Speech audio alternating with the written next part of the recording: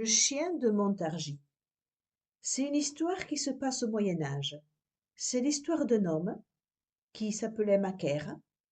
Il était jaloux de l'estime que le roi semblait porter à un autre homme, un certain Aubry de Montdidier. Il était tellement jaloux qu'il a fini par le tuer. Et il a enterré Aubry de Montdidier dans les bois. Mais il ne s'en est pas tiré comme ça, parce que Aubry, il avait un chien. Et ce chien, par les moyens qui étaient à sa disposition, car ce n'était qu'un chien, est allé non seulement signaler le meurtre au roi, mais aussi reconnaître le meurtrier dans la foule. Alors Macaire et le chien, ils se battent en duel, le chien gagne et Macaire est exécuté. Il est exécuté par pendaison, souvenez-vous bien de ça, car c'était la loi à l'époque. Bonjour et bienvenue dans le monde de l'œuvre de Zola. Nous sommes au chapitre 3 et nous voyons que Claude Lantier, l'artiste, il a beaucoup de déconvenues quand même, hein. Il a du mal avec une de ses silhouettes qu'il est en train de peindre.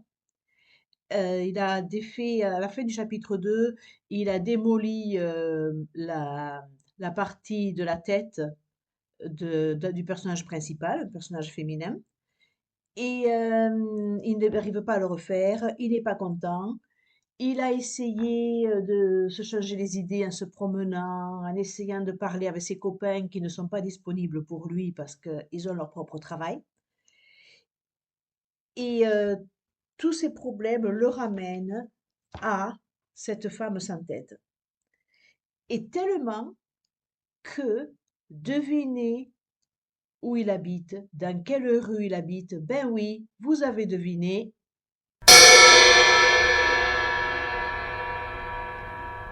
Ben oui, la rue de la femme sans tête. Juste histoire de lui rappeler ce qu'il attend dans son atelier quand il remontera du travail à faire, à refaire, quelque chose dont il n'est pas satisfait. Alors il va faire un détour et dans la rue, il y a un marchand de vin qui s'appelle Au Chien de Montargis et c'est là où il va manger quelque chose avec la classe ouvrière. Marchand de vin. Puis il se retrouva rue de la Femme sans tête. Il y déjeuna chez Gomard, un marchand de vin, dont l'enseigne Au Chien de Montargis l'intéressait. Des maçons en blouse de travail, éclaboussés de plâtre, étaient là, attablés. Et, comme eux, avec eux, il mangea son ordinaire de 8 sous, le bouillon dans un bol où il trempa une soupe et la tranche de bouillie garnie de haricots sur une assiette humide des eaux de vaisselle. C'était encore trop bon pour une brute qui ne savait pas son métier. Quand il avait manqué une étude, il se ravalait. Il se mettait au plus bas que les manœuvres, dont les gros bras au moins faisaient leur besogne. Pendant 1 heure, il s'attarda, il s'abêtit dans les conversations des tables voisines. Et, dehors, il reprit sa marche lente, au hasard. Donc, dans ces moments de déprime et de doute de soi, il se dit que tout ce qu'il mérite, c'est d'être parmi les ouvriers, et donc de revenir à ses origines modestes, comme s'il y avait le destin ou la force de l'hérédité qui le ramène à ses origines, à Plassans, quand il était avec sa mère, puis à Paris, et puis après, bon, après il est reparti, ça allait un peu mieux, mais c'est vrai que il pense qu'il ne mérite que ça. Quand les choses ne vont pas, c'est comme s'il se punissait en fait. C'est comme s'il se punissait et il se voyait même encore plus bas, à un niveau encore plus bas encore, parce qu'il dit que au moins les ouvriers, eux, ils savent faire leur travail et pas lui. Et c'est assez intéressant. C'est pour ça que je vous ai raconté l'histoire du chien de Montargis au début, parce que justice est faite dans l'histoire du chien de Montargis, car le chien gagne, on voit le criminel, celui qui veut usurper la popularité à à sa victime. Et quand il est chez ce marchand de vin, Claude, il se retrouve à la place de ce qu'il pense mériter, pendu comme le meurtrier. Et on saura que plus tard, euh, Claude se pendra.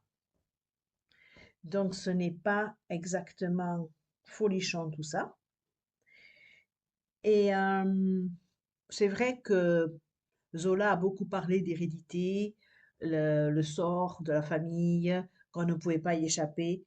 Peut-être au XXe siècle, avec ce qu'on sait maintenant en psychologie, on parlerait davantage du syndrome de l'imposteur.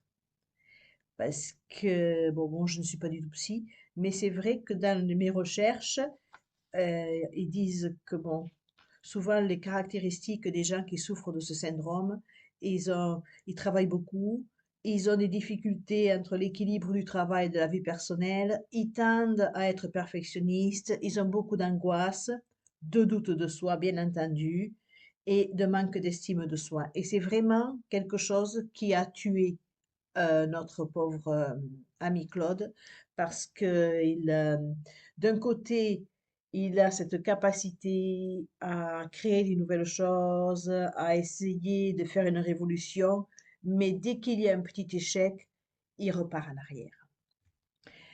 Ben voilà, ben alors je vais vous souhaiter une bonne journée ou une bonne soirée, tout dépend à quel moment de la journée vous écoutez cette vidéo et à bientôt. Au revoir.